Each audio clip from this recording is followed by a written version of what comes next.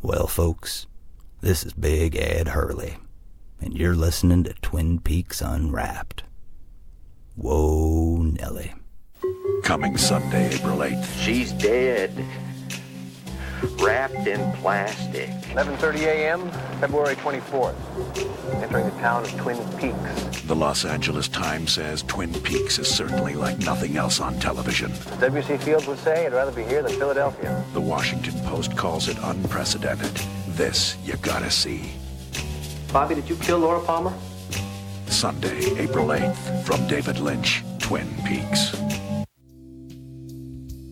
Can you remember? Laura! She'd been murdered. She was the one. I'll see you in my dream. A policeman's dream. Goes around, comes around. Round and round.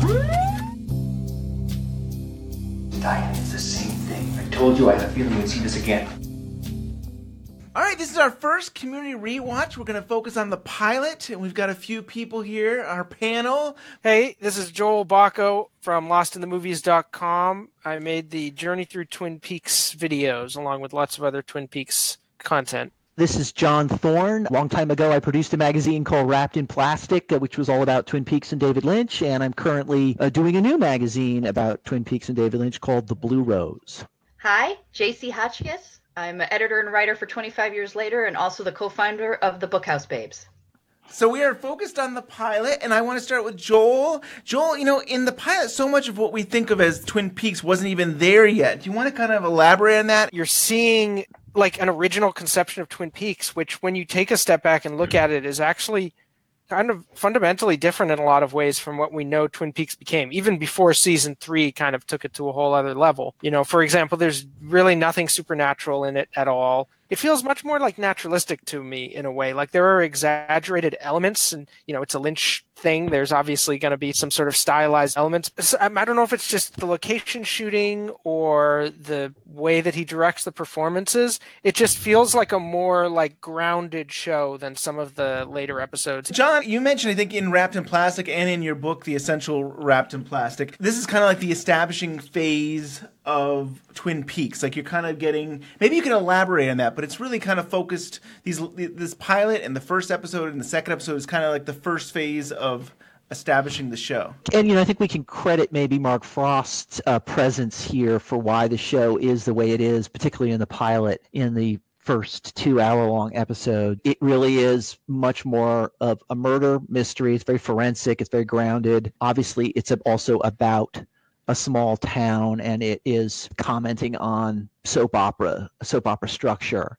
And so it's got that going on in it. It's not until we get to the David Lynch directed third or second hour-long episode, after that, it takes on a different feel to it. Speaking specifically about the pilot, obviously, as Joel mentioned, they were shooting it on location. They had this pilot, which was really going to be the first stepping stone in a path. They had in mind that the story would open up into something else. I don't think they knew exactly what from there, but it really is sort of that fundamental starting place, and it's very grounded. And JC, you've rewatched this for this show. What insight did you see from kind of rewatching it? Yeah, it's funny. I rewatched it a couple of weeks ago, even before you decided to do this project. And I even tweeted about it because by far the pilot to me is like television at its best as a whole. It just had all the elements of what made a great show back then, and still to this day holds up pretty well, I think. I agree with John. I think Mark had a lot to do with this because the humor, like rewatching it again, there was humor that I didn't catch the first time. A lot had to do with like Cooper's nuances with, like, I'll bring up the scene where him and Harry go in the elevator and they see Dr. Jacoby, and just Kyle's facial expressions and the acting. It was just a great comedic moment. So I think it had all the elements of it. Had the soapful elements that John spoke of, like the old Dynasty Dallas. You had the love affair with Josie, and you had the intrigue with Catherine, and this was all set up perfectly in the pilot. It's incredible television. And I agree with Joel. It's set up Twin Peaks to kind of follow a formula, but then they kind of went off the rails with Lynch, and it was still perfect. I think the pilot is one of the most perfect pieces of television I've ever watched. I like to imagine now when I watch the pilot sometimes, like, what the alternate, like, universe Twin Peaks is.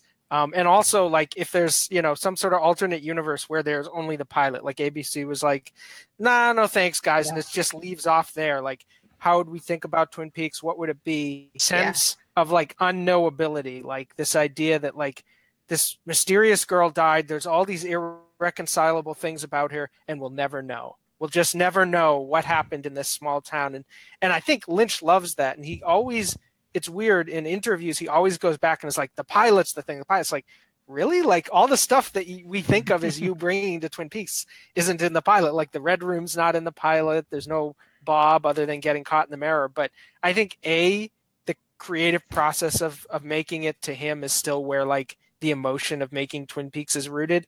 And I think, B, he loves that idea of the openness. And everything after that, I think, is going to be a little bit of a disappointment to him because he has to come through with something. Even if he avoids answers, you're still bringing something more to a situation that was just completely open and, like, never resolvable. Joel, you say that the Red Room wasn't part of the pilot, but if you think of it, the international European version, he did actually film the Red Room with the pilot, and we did have a conclusion that Bob was the killer, and then Mike goes and kills him. You wonder if that's in his brain when he thinks about the as pilot. Part of it, yeah. Well, he thinks that he shot Wild at Heart during season 2, so who knows what's going on. That did not happen. That did not happen. It absolutely did not happen, and we can never say that enough because it'll always get repeated, including by him.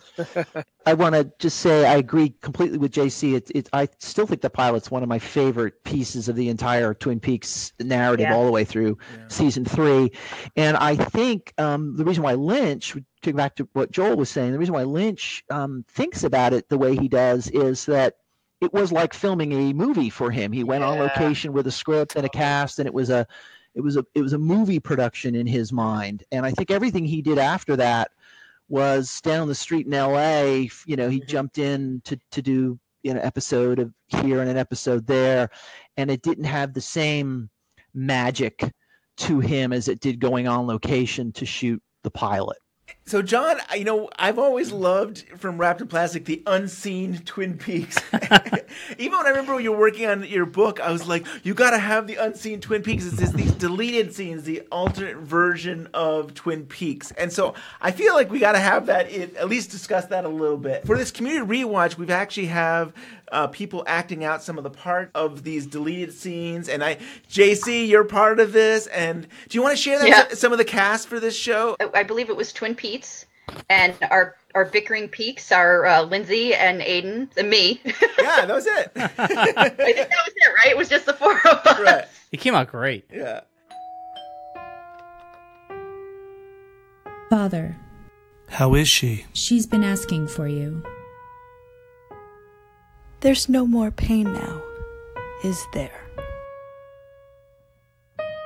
Our thoughts and prayers guide her to her rest. And she is at peace, Sarah, the peace of the just and the good.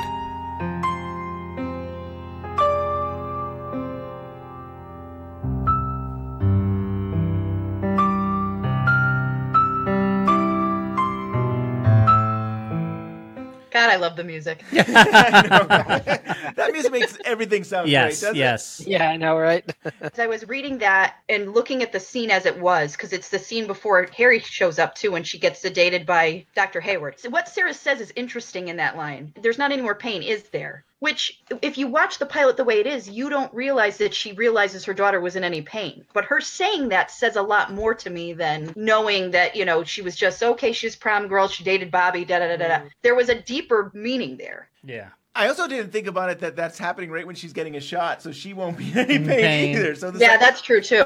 So that scene has this woman named Janice who is like the next door neighbor, and actually Leland, after he finds out from Harry Truman that his daughter is dead and she's on the phone with Sarah, he hangs up with Sarah and then he calls Janice, his neighbor, and says, you should go see Sarah and comfort her. I remember there's always this lady who was holding Sarah's hand on the couch, and then Harry comes by and he has questions, and I think that is Janice. And yeah, I think you're right. And we have Father Clarence, who actually doesn't show up till episode 3 for the funeral, and he shows up again in episode 18, the wedding there, the Dougie wedding. Yeah, the Dougie. Lana. Isn't it funny to see the mayor in this episode? It's like seeing a character from like a Nickelodeon show like show up in like a primetime mystery or something. Yeah. What are you doing here? You're the funny mayor. It seems so out of place in retrospect, but of course, just watching the pilot, it's like, no, it's just this old mayor in the town. And I think what Mark Frost has said in the past is like, so they're establishing this world, this town, and they're probably like, okay, my father's going to play the doctor, his real life father will play the doctor, and then maybe they're thinking, oh, we also need to have a priest, and we need to have a mayor, and they're like probably just thinking all these different people that's just part of the town, and they don't know what to do with them, but they have them there, and then maybe down the road they'll bring them into the show. And a couple things about this scene. It's one of the scenes that we can be fairly certain was actually shot, because the credit is there in the end credits for Father Clarence. He is credited in the pilot, but he doesn't appear in the pilot. The neighbor is credited also. Janice Hogan is credited by the actor Marjorie Nelson. So that scene was probably a longer scene, and those lines that we just heard were probably shot, but then cut more than likely for time. Well, thanks, John. I should learn from season 3 that I should always look at the credits and see because the credits actually reveal a lot, don't they? You know what's funny about the credits is Laura is buried under like Biker Joey, and then beneath it Laura, and then some like a logger or something. Like she's like totally just an afterthought in it. It's really interesting. There are things we could talk about that don't have to do with specific scenes, but just have to do with the crafting of the pilot as a whole. Characters changed, names and races. I think they were being somewhat ambitious when they scripted the pilot. They were envisioning it as being something a little more than what it ended up being. People do know that the Josie Packard character was originally envisioned probably by Lynch to be played by Isabella Rossellini, who's going to play a character named Giovanna Packard. They would call her Jo, I guess, for short. For whatever reason, Isabella Rossellini could not participate in Twin Peaks, and so they were able to get Joan Chen, and then they just changed the character a little bit, but the lines all stayed the same. And that same thing happened with Ronette Pulaski. I think her name was Sharon Pulaski. Hawk was supposed to be Bernie Hill, and he was an African American. Yes, that's right. And we all love the fact that Michael Horse played Hawk, and I would never change that. But there was an effort, at least on the part of Lynch and Frost, to put an African American character into the story, and they never really came back to that. There are very few minority characters in the ensemble. Yeah. Although it is interesting, there's a lot more black actors in the pilot than in later episodes, in like smaller parts. The doctor, Dr. Shelby, I think her name is. The doctor, I think the vice principal or something at the school. I mean, even that's already more than most of the other episodes. But like, you would see more of an effort by the 80s, and obviously a little bit more with each decade, of trying to have sort of diverse casts, like more representing how America looks and everything. And the show kind of gets away from that a little bit when it gets more into like it's on a set, and it's almost like the Disneyland version of like a small town in a way. And that's part of the charm, but that also ends up meaning that they kind of play into some stereotypes a little more at times, I think, if that makes sense. John, I'd love to ask you, in putting together Wrapped in Plastic, how did you and Craig come up with this idea of this unseen Twin Peaks, that you were going to go back to the scripts and maybe discuss that?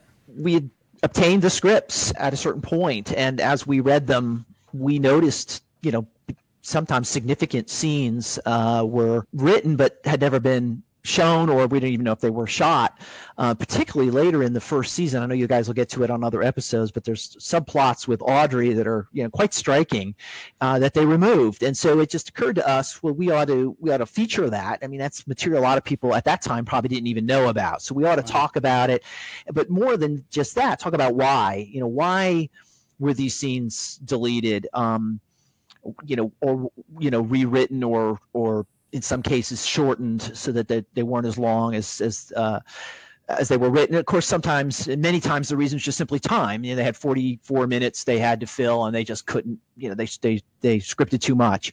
And in some cases, of course, the plot line had changed. They thought, we're not going to pursue that. We're not going to pursue James's mother. We're not going to pursue Audrey's incident with Johnny. And so, they just went a different directions. We thought it would be interesting to examine all that. And it gets into, it gets a little bit into TV production and what are the nuts and bolts of making a TV show. When you look at the pilot and you look at the script for the pilot, as I mentioned just a moment ago, I mean, it is a little more ambitious than what they did. They have, for example, Sharon Pulaski, who would be Ronette, stumbling out of the woods when she's first found the morning after the murder. She stumbles out onto a roadway and is almost hit by a logging truck.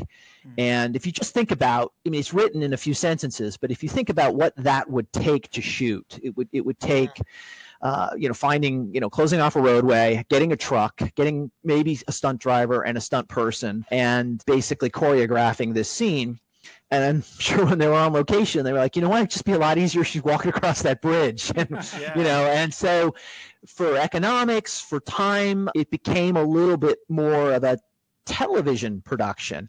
I think if Lynch had the time and the money that he might have been used to, or certainly later used to with a major motion picture, he might have been able to manage some of those more ambitious sequences. And yet, of course, that's such a vivid image of her on the bridge. It's like they kind of lucked out in a way, Yeah, absolutely. There's also in the script that where Laura was killed was in a mountainside cave. So they had this whole idea of going in having a cave. Right. But I actually think the train car is more interesting. It's just a unique place to have happen. Yeah. So, but it's interesting where maybe was it too difficult to find a real cave and to shoot in that? And I wonder if they just found the train car because it's really there, And they were like, oh, this is where it should happen. Because they did their little tour through the town, and they must have taken a lot of inspiration from that, It's true. I'll bet you when this draft was written that they hadn't seen anything yet, my guess. Yeah, I think that's absolutely right. I think, they just said, well, we'll just do it in a cave.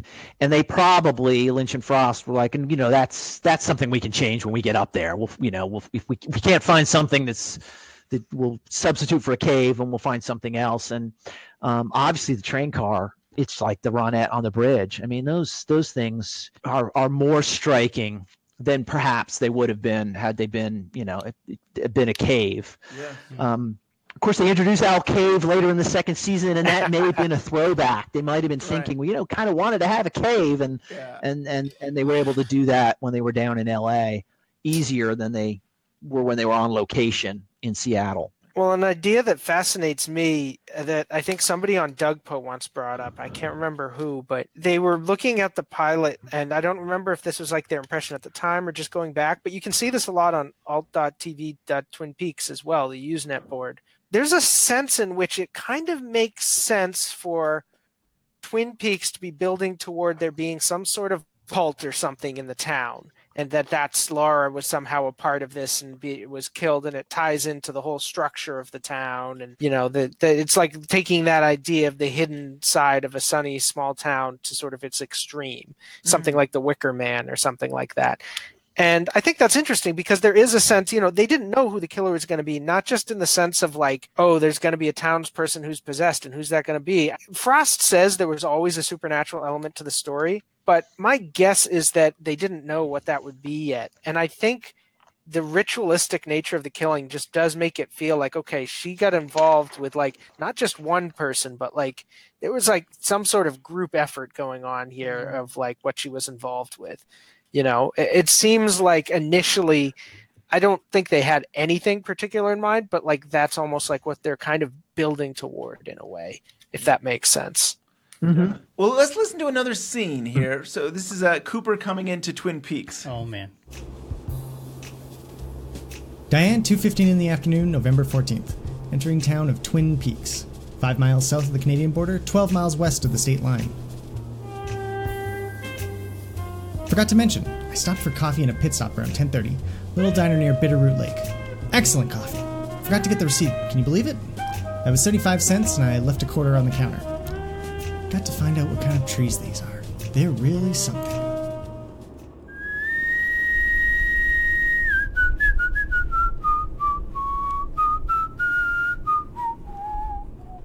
Cooper gets into Twin Peaks on November 14th at 2:15 in the afternoon. I like the whistle at the end. What yeah, was I was like, it was taking me a second to place it. Yeah, why? It sounds so familiar. It's Rhapsody in Blue. Rhapsody in Blue. Yeah. Is that in the script? That was in the script, and actually, it was in the script twice. I think it was when he comes into the town, and then I think when he's hanging out with Harry in the truck, kind of doing their stakeout, he's still whistling the same tune. So, and we kind of see him whistling here and there. He's got his flute, and he's whittling, whistling. Right. Yeah. But what would make them even change the time? Well, they did actually shoot in February when they were up. I'm pretty sure when they were shooting the pilot, they were shooting it. Right. It was very cold, and I know when they went back for Fire Walk with Me and they went back for season 3, Lynch, we're going to go in September. It's the best time of the year. We are not, and they did for Fire Walk with Me shoot in September, and for season 3 shoot in late August and September. So it could be that they just changed the date to reflect the actual day or time frame that they were shooting. Yeah, I guess that makes sense. I think they shot his arrival in Twin Peaks on February 24th, and that's the only reason that's the day. Like, I think they literally just had him say the day that it was. That'd be funny. February 24th, 1989, and it's all of this mythology. It's just because the shooting schedule had him driving into town on that day. You know, with that clip you played, there are those minor changes, the date, and I think he talks about different town and there's a few other little things, but mostly it's the same thing. It's the same Cooper introduction that we get with minor differences. And of course, right after that, he's going to go and he's going to meet Sheriff Dan Stedman, who is not named Harry Truman. That's another name change, but it's interesting to think that probably, I won't for sure say when they were scripting it and they were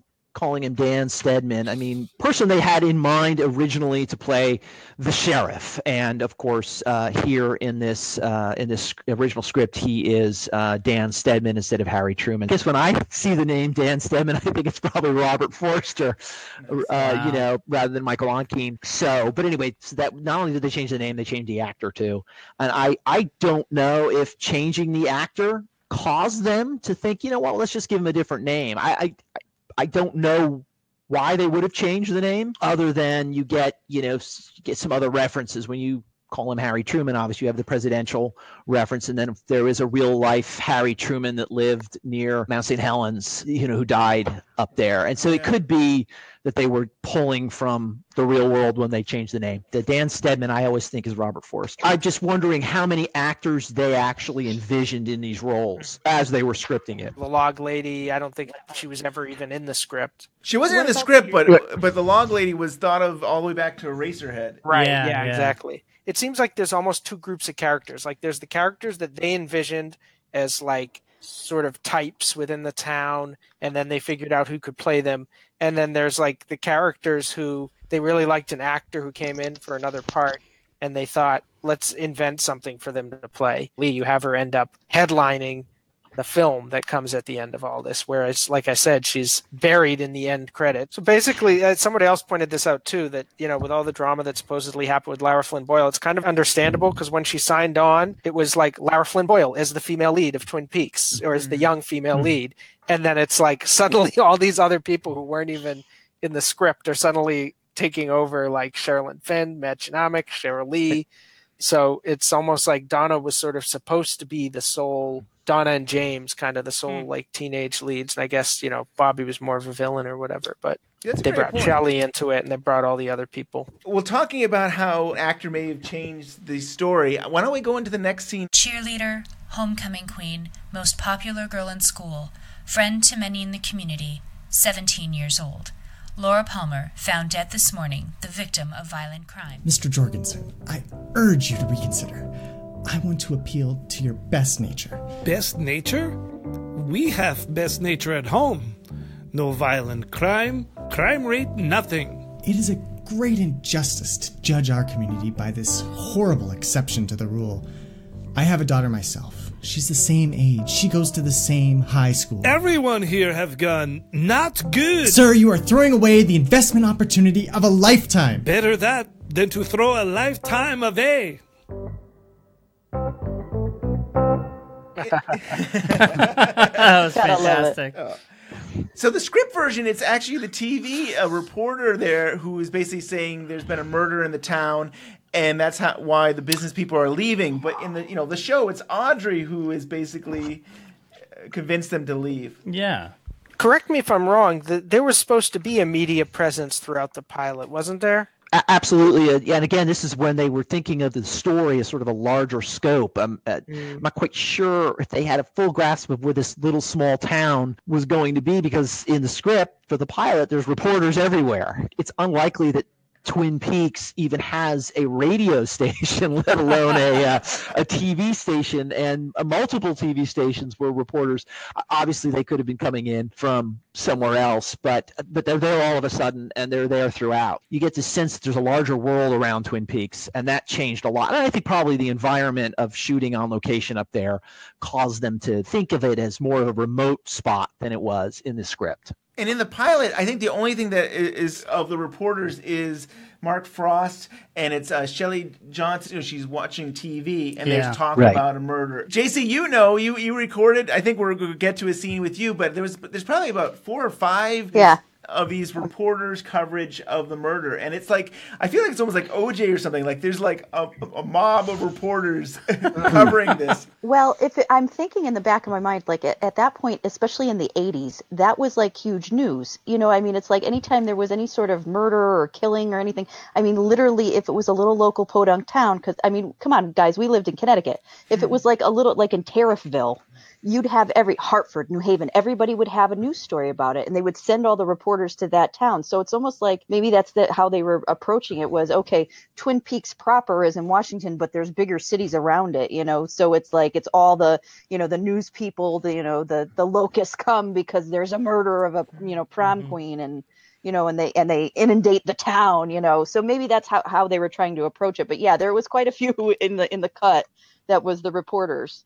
The only thing I'll say just real quickly about the scene you just played, as you said, it was Audrey who was more of the instigator for the Norwegians to leave, and Audrey's barely in the script, the original script. So her role increased quite a bit once they were actually up there shooting. They must have known why, when they cast Sherilyn Fenn, they were going to expand something for her, and that was a major part of her contribution to the pilot. I'm glad just they her did. Charisma in general of in the pilot, and how she's sort of elusive when you first see her, when she comes walking out of the the Great Northern and gets into the car, and they focus on her her Mary Jane saddle shoes, and and then she puts her feet in the car. It was, you could tell there was a setup there that I think that Lynch really loved. The one thing I love about Lynch is the way he loves to film women walk. It's a thing about a woman's walk, and Audrey definitely has one of the best. That one, the scene where she walks into to see Cooper in the school, it's a thing. Yeah. But I'm glad that they added more of her. It definitely took it somewhere. So it would have been interesting to see it without it, but I think it's more with it. It made the show better too, because in future episodes you then have her father and her going at each other because, like, oh, you're wrecking my business and you're making things hard. I wish I never had a daughter. And so it makes the dynamics between that relationship so much stronger. Well, it's the yin and the yang to Leland losing his daughter, and then you have here he has his own daughter, and it's the inner turmoil, and she's troubled too, but he doesn't see to help her. You know what I mean? It's kind of that kind of like mirror image of father-daughter relationships kind of thing. And that makes me think too what you're talking about, where they took Audrey, how they built up her character, and then the stuff they had her do with Ben. I think, and this is something it'll be interesting to hear, I'll be in some of them, but just to hear in general the community rewatches discuss, is how the show evolves, because I think all shows do this to a certain extent, but I think in some ways Twin Peaks might have done it more than a lot of shows, certainly than a lot of shows now do, where they have more of like a Bible. I know Lynch and Frost kind of say they had a plan, and people say, oh, they showed us this thing but I don't know. It feels like so much of it was sort of, they created something and then they thought, now what do we do with this?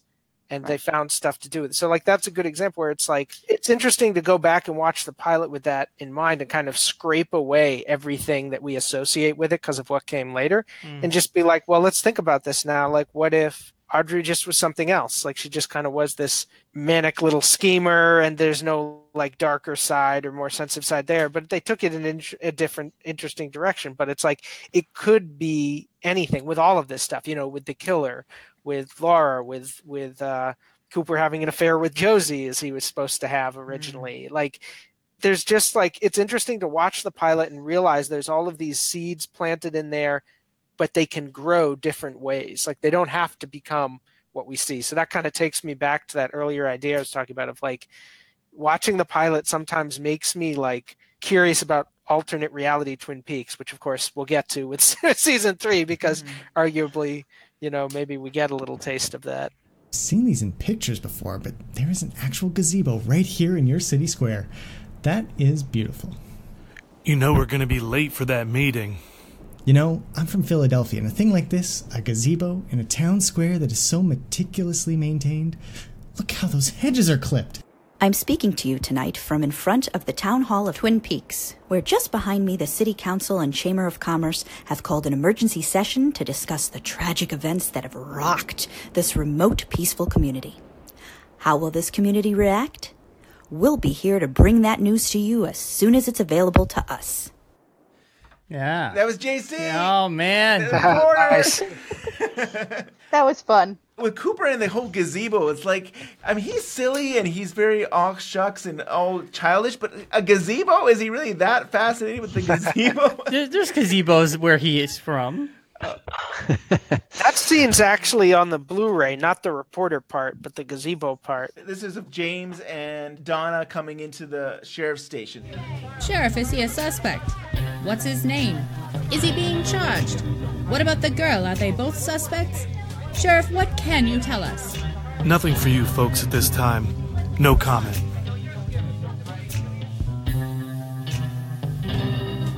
And so, you know, there was nobody there. And in this script, there's like a whole crowd of reporters saying, who are these people? And what a different feel that would be to have the sheriff's station swarming with people versus this like very quiet, you know, it's a dark, quiet town. And I agree. On a dark, quiet night in this lonely town, and these two teens are being pulled in, and who really knows what's going on versus like a circus outside. Yeah. Yeah. And you have this moment between James and Donna. They're just looking at each other. And saying, it's going to be okay.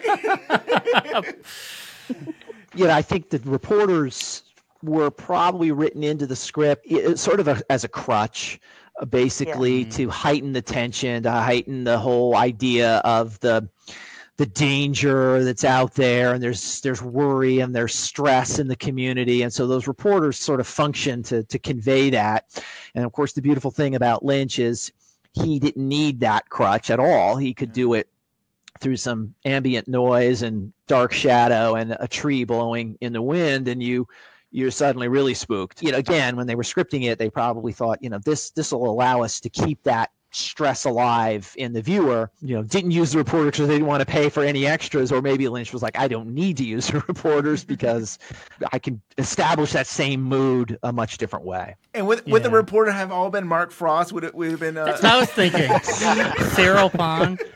Cyril Ponds. It would all been Cyril. They're editing it and say, we've had enough Mark. We're just going to use him on. Isn't there a video of that news reel they were presenting Laura Palmer's death? Sort of like a You're big... right. There is. I think you can find it on YouTube. There is a whole Mark Frost recording some stuff. That's pretty cool. I feel like it was for season 2 though, but and that probably, you know, that speaks to the same thing. They needed to do some little reporter bit for the TV that Shelley's watching, and they're not going to hire an extra or another speaking role, so they just had Mark Frost do it. Yeah, they just said, Mark, get in front of the camera. We're going to do this real quick because we need that. They weren't about to go find actors or extras for that.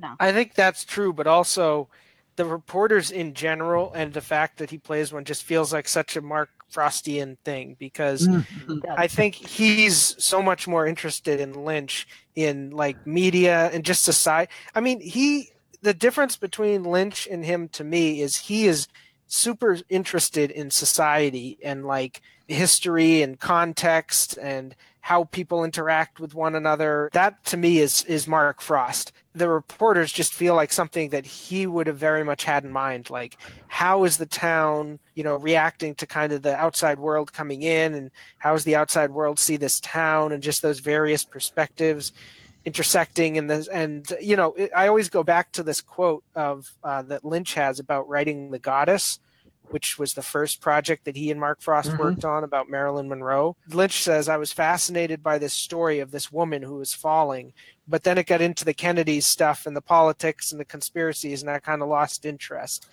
And that right there is the seeds of why I would argue these two are such an odd couple, which to me makes Twin Peaks all the more interesting, because it's not a case of two visions gelling. It's kind of a case of two visions rubbing up against each other and not quite gelling at times.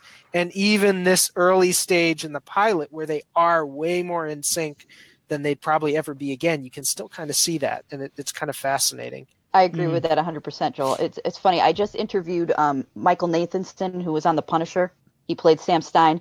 He talks about how the coupling of Mark Frost and David Lynch, and how it should not work. Like, it should be the farthest thing because of their personalities and because of what they're interested in. And they get together and they make this beautiful, filled out, quirky, and it just works. It's such an interesting dynamic between the two of them, and it just works. So, Brian, we watched, the first time we watched Twin Peaks and we did this show, Brian didn't know who the killer was. Nope. You didn't know it was Leland Palmer. Nope. And so now I feel like we have a chance to say, looking at the pilot now, are there clues that Leland was the killer in the pilot? No. Well, it's funny. I had a friend who didn't really watch Twin Peaks too much, but he watched the pilot, and then I think he stopped watching it. But he suspected it was Leland because there is a scene where Harry, this is not in this. I mean, it might be in the script, but in the actual pilot we watch, Harry Truman pulls up at the Great Northern and comes in looking for Leland, and Leland is on the phone with Sarah, and he sees him. He knows immediately it's about Laura. And so you could argue that there is that clue right there at the beginning that without being told, Leland already knows that Laura's dead. You saying that, John, it's funny because I watched it again last night to prep for today. And you're right about that. When Harry walks in, and then he sees it, and Leland's on the phone with Sarah, and Ben walks in and says, Leland, we're ready to close the deal. And he says, Leland, and Harry looks at him and he goes, my daughter's dead. Yes, exactly. But Harry didn't tell him that. Harry doesn't say, my daughter's, she's about Laura. Right. And then he goes to Ben, my daughter's dead. So that really, that your friend picked up on that was pretty good. Yeah, I would say that's probably the only real clue, and I don't know if Lynch and Frost built on that or how they came to the conclusion that they were going to make it Leland, other than maybe it was like the least likely suspect, that the father would have done it, given all the clues that are accumulating over time. I would argue that if you just watched the pilot and you never watched any more, or they never made any more, you could make a good case that Leland was the killer. Yeah, interesting. Correct. And so here's my input on this. So you have like Sarah Palmer. She's calling for her daughter Laura, and she can't find her, so she calls Betty Briggs, and then she's thinking about it, Sarah, and she says, I'm wondering if she might have gone out with Leland. He had an early meeting.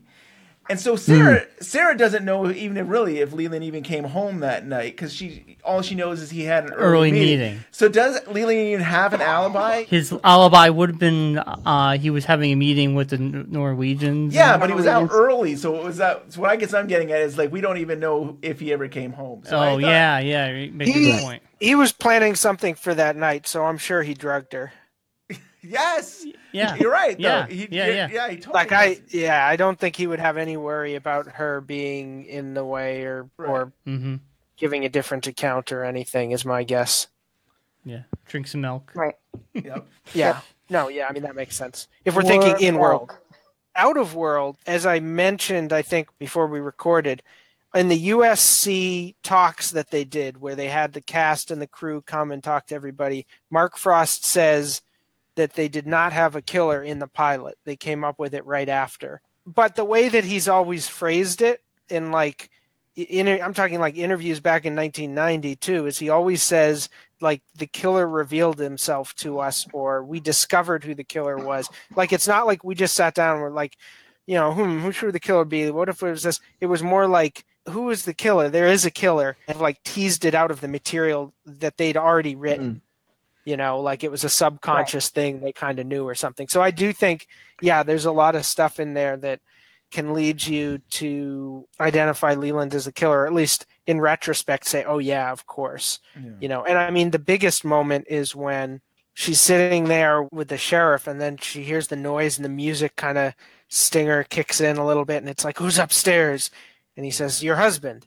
And then it's like there's a moment, and then she like calms down, but it's like already right there they're kind of setting up this idea that he is the ominous, mysterious presence in this house. And you really do get a sense like there's just something dark about the house, and I think the ceiling fan is really the seed of that. Like, yeah, she was killed out in the woods, but you know, as I've sort of said before in my analysis of it, like the scene of the crime is the home, because that's where the abuse happened, and that's what kind of led to her death.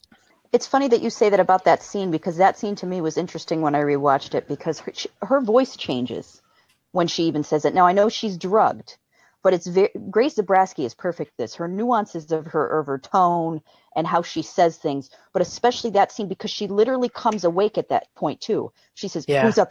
And her voice lowers, and she's like, who's upstairs? You know, and it's like, it's one of my men and your husband. And then she kind of, for a second she pauses, and then she lays back and she does the whole, you know, okay.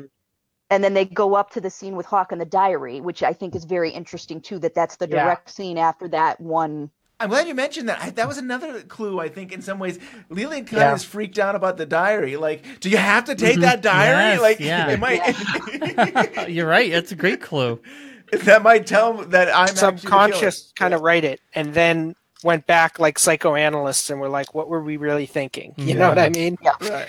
How do we look at the pilot now that we've seen season 3? You know, the interesting thing is that Lynch said when he was at that television critics presentation in January of 2017, when they finally announced that we were going to see Twin Peaks, the date, you know, was going to be May 21st. Somebody asked him, and he said, you need to see the pilot and you need to see Fire Walk with Me. I think those were the two things he mentioned. Now, again, as I mentioned earlier, I think he thinks of the pilot as a feature film that he went off and made, and that was a significant amount of work and effort on his part, and perhaps less so when he was working on the series for hour-long episodes. But he does say that. He does say that the pilot is critical. So it's funny so in if his he thinks mind, that anybody could ever have any clue what's going on if they didn't see the finale. That's true too. Exactly. Absolutely. Way more than the pilot in a way. Well, if I could interject for a minute to go on what John was saying about the pilot and then Fire Walk with Me, and it's funny watching the pilot and after watching season 3. There's something interesting, and I've heard people talk about this, and I haven't delved in it enough to like even read something about it, but it almost seems to me, and Ben and Brian and I have talked about this, the Cooper that comes to the town in the pilot has a darkness about him in season 2, but if you go strictly on the pilot, it almost seems like that's the good Cooper to the other half of Mr. C. That he's the one, because when he talks about the trees, and I'm going to have to ask, you know, what are these trees? And I've never seen so many trees. And then the moment with Harry when they're with the mayor, and he talks about what kind of rabbit? Oh, snowshoe rabbit. And it's like this very innocent little boy kind of asking questions and finding out it's so essentially innocent and good. So it almost seems like he was meant to go there, to go into the Red Room or the Black Lodge. Not that we know that yet from the pilot, but it seems like that Cooper is the other half of the dark Lothario Cooper. It seems like it all ties back. Like if you're going to go infinity symbol, then it all ties back to the pilot again. I think, you know, Lynch loved that character of Cooper, and I think he probably really fell in love with that character of Cooper when he was making the pilot. I really believe that when Frost and Lynch went back to make season 3, well, we know this really, that, you know, Cooper was the essential element of what they were going to explore, the psychology of Cooper. Frost says it was the journey of Cooper home again. They wanted to get into who Cooper was a little more. And I think for Lynch, maybe he went back and looked at how was Cooper portrayed and established in the pilot, and what do I build off of from that. So I would say in that respect, the pilot really does influence the season 3 quite a bit in terms of how Cooper is presented through Lynch's direction. And JC, I almost can get a little feel of Dougie Cooper in the pilot. He is so innocent, and he's never had chocolate cake before, and then all of a sudden he's never seen trees before. And, like, he's like a kid, and he's just enjoying this atmosphere around him. And yeah, I can kind of see that. It's weird. It's almost as if Cooper was just created at that moment, as if he, Like you're absolutely right. He doesn't recognize some of these things, and I wonder if that was a cue to Lynch or Frost or both of them. Why was Cooper behaving that way? It was almost as if he just sort of appeared in the world at that moment. Yeah. Maybe if we look at season 3, there's clues to say, yeah, that's exactly what happened. Cooper just popped into existence to go explore Twin Peaks. I wanted to offer a little counterpoint because I think that's all true, but Cooper has an edge in the pilot that I think he loses in the first season to a certain extent. Like, I agree with that. Very sarcastic with Bobby, and with Truman at first, he's like, when Truman like totally defers and is like, "Hey, we're just happy to hear you," he confirms. So it's like an interesting balance. It's like kind of in some ways the optimal version of Cooper, maybe as like Lynch sees him, where there is like a little bit of a balance there almost, because he has that authority and he's not afraid to use it, but he's also got, this sort of innocent gee whiz sizer or at least receptive side. Right. But then the other thing is too, like his involvement with the crime and with like investigating it, it's not like from like sort of a compassionate, like, oh, this is terrible. He's like excited. Like he's like thrilled. Yeah, he is. Like finds the letter under the fingernail. It's like, oh wow, this is great. Like Columbo. Like that's his whole angle coming at this. So I don't know. That's interesting too. It's like they kind of give him other sides to that later, like in the episode 3 when he lifts Laura's hand up on the table, and then there was a line that they cut from the script where he's like, "Oh, it makes me so angry that this happened, etc., etc." But like, it seems like in the pilot, like he's the thrill of mystery, versus like the assessing the tragedy of it or whatever. I gotta say that Pete's going fishing, and we see season 3, and he actually does get to go fishing, and there is no Laura Palmer's body. That still haunts me to some degree, that we have at least season 3 kind of ends in 17 there with Laura not dying. Does it change how you view the pilot in some way? I don't know. I mean, not me. Not me, because he's still stuck in the red room, so that didn't happen.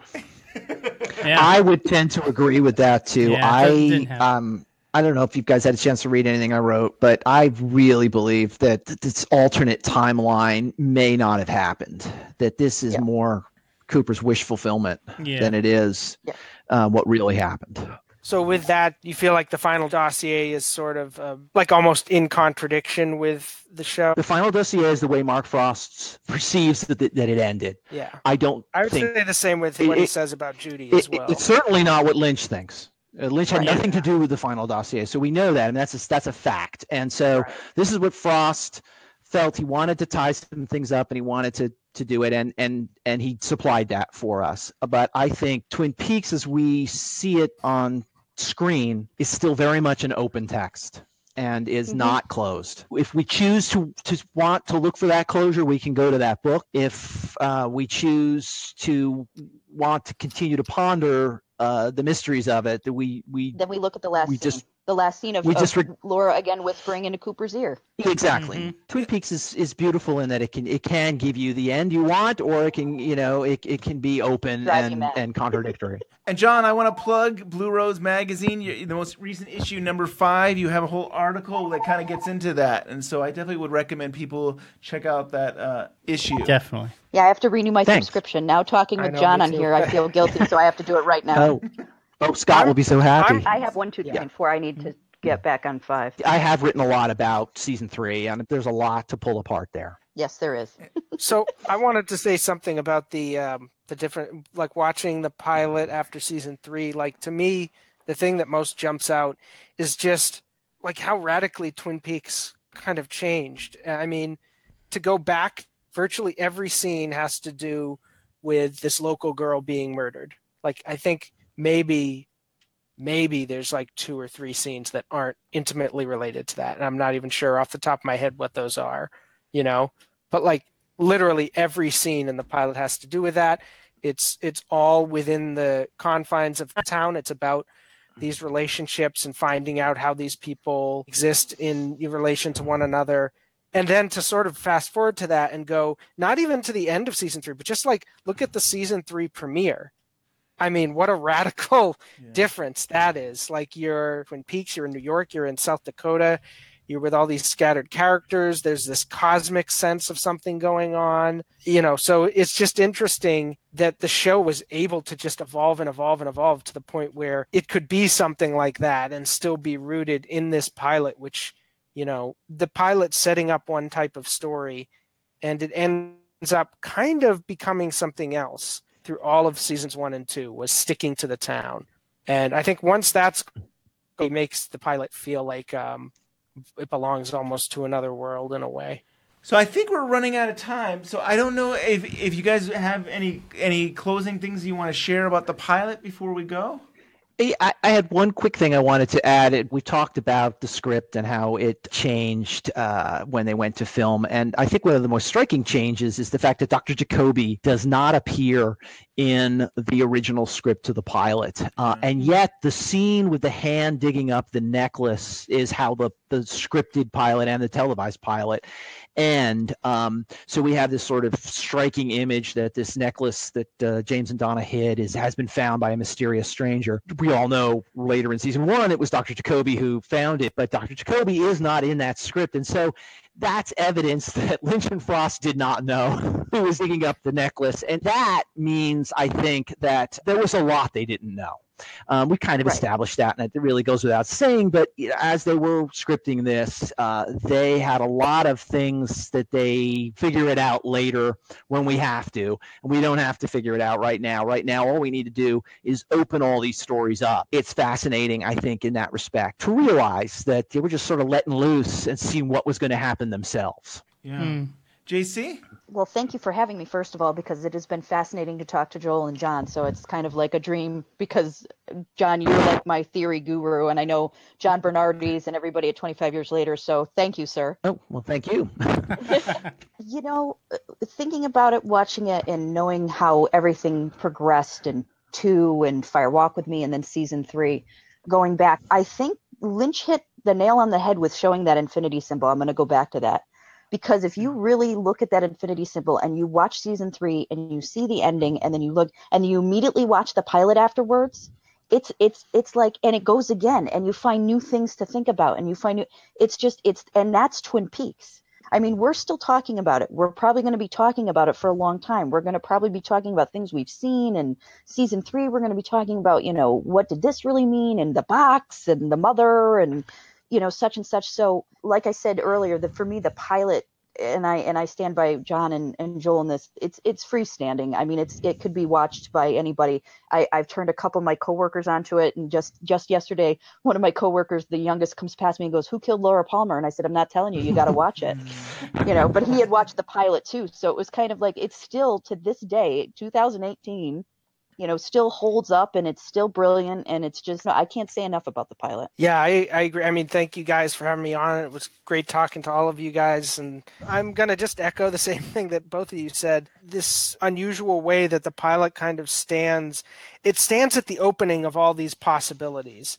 And so in a way, it seems like it may lack a lot of the things that Twin Peaks gathers later on. But on the other hand, it also has all these openings that would naturally have to become closed as Twin Peaks went along and made certain choices of where it wanted to go. And to me, you can still kind of glimpse these endless possibilities when you watch the pilot. And I think that after you've seen it a million times and you've watched the show, that's still kind of the most fun thing to play with in a way, is this idea of like, where could we go next? And one other thing I wanted to say, and maybe you can throw it back because I meant to mention this when you're talking about Donna and James at the sheriff's station and Doc Hayward coming in.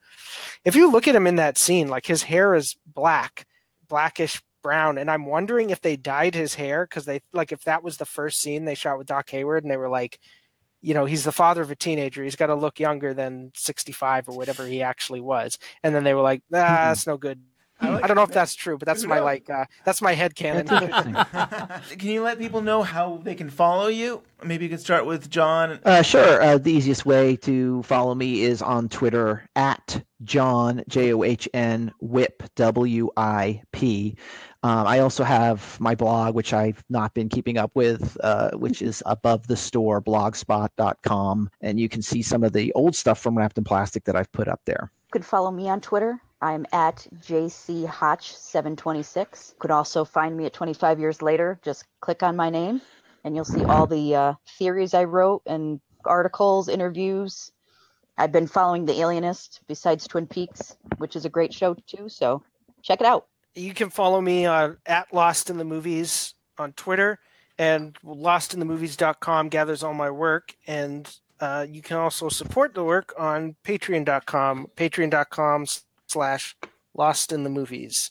You can join Ben on that front. For only $1 a month. $1? I'll buy that for $1. Well, thank you so much. I think this has been a great first rewatch. Yes. It's been a lot of fun. Thank you all for coming on the show. Thanks. Thank you. Thank you. Happy 150. 150. Wow, we're still doing this. You know, I always think to myself, wow, I can't believe Brian is still doing this with me. I always thought it's like if I can get him to watch the first 2 seasons, that would be great. And yet you stuck around. And now it's become an obsession. Just not as hardcore as you, but still, Twin Peaks and David Lynch and all that stuff has become like almost in a daily recurrence. I think of a quote, I think of a character, I think of a movie. My obsession has grown over the years because of you. So we came up with this idea to do a community rewatch. The long-term goal will happen over years and years. This is how I'm going to keep Brian to do the show. We're going to somehow do a community rewatch of all season 1, all season 2. I'm sure we'll do Firewalk with Me, which will be 8 hours. And then we're going to do The Return. Yes. But here's the thing is, I mean, this might make people disappointed. We're not doing this every week. I know. So as of right now, we're going to do this once a month. So if you can start doing the math, it's gonna take us like 7 months to get through the first season. You're actually going to physically hear our voices age. You know, I don't want to go into it too much, but 25 Years Later's site has an article that they're going to have up behind the scenes of this show. So if you want to know more about how we put this community rewatch show together, I would go check out 25 Years Later's site, and they have an interview with us. This is the first show. This is the community rewatch. Oh, it was a doozy. We had a lot of fun. Yeah, and you get to hear 3 different perspectives, and we'll bring more people in. Before we wrap this thing up, our 150th episode, finally, we've made it to Spotify. Woo! Woohoo! Didn't I give up on this a couple weeks ago or something? I think I just gave... I was like, forget about it, Brian. I never gave up hope. I just forgot about it. Like, it slipped my mind. But we got an email confirming, and I actually went on Spotify, and there we are. That's really exciting. And to be honest, Brian, that's not something... I mean, it's not always easy to get on Spotify. So, I mean, that gives... I'm pretty impressed that happened. Yeah, okay, so Spotify just started allowing podcasts to go onto their platform last year. It's hard in the sense that it's not like iTunes, you submit a link, you're up. It's like you have to send them your stuff and they review it. And it took months. So we're there. I don't know how it works. They noticed that we were... top notch. They noticed we were the top 10 podcasts in TV and film for 2017. That's what it was. It got us in. It's like, wow, you guys are that good. And the $50 I slipped in there. I knew there was something else. That's not true. Yeah, I know. Anyway, we're on Spotify, so please follow us on that. Hey, you can listen to us while you're gaming on PS4 or you're on Xbox, or if you use Spotify as your main place to listen to music, well, guess what? We're there too. So there's no other Twin Peaks podcasts on there right now. So that's really cool. iTunes, we're kicking ass. Give us those 5 stars. Yes. And review us. Yeah. The one thing Spotify doesn't have is any of that. Interesting. You can't review. You can't give stars? Nope. There's nothing. I looked. Well, that's coming, maybe. Yeah. Because like I said, we're in the ground floor of the podcast people on Spotify. Share us on Spotify, but on iTunes, give us that 5-star review. A nice little comment would be great. Also, we're on Stitcher. You can find us on that. We're also on Google Play. We're on YouTube. You can follow us on YouTube. You leave comments on there. We love hearing all the YouTube people. And drop us an email at twinpeaksunwrapped@gmail.com. Facebook, we're kicking butt. And Twitter, we've been having a lot of fun on Twitter. Oh, yeah. Great community there. Thank you, everybody. And we'll be back next week with another show. It won't be a community rewatch, but I'm sure it'll be another great show. It's going to be a great one. You know, I've seen these in pictures, but this is an actual gazebo right here in your city square. This is beautiful. You bet. You know, I'm from Philadelphia. And a thing like... Cooper, you're going to make us late for that meeting. This is a bear carved from Douglas fir. Yes, it is. Take, for instance, these hedges. Cooper. These are very meticulously made. Cooper, old buddy.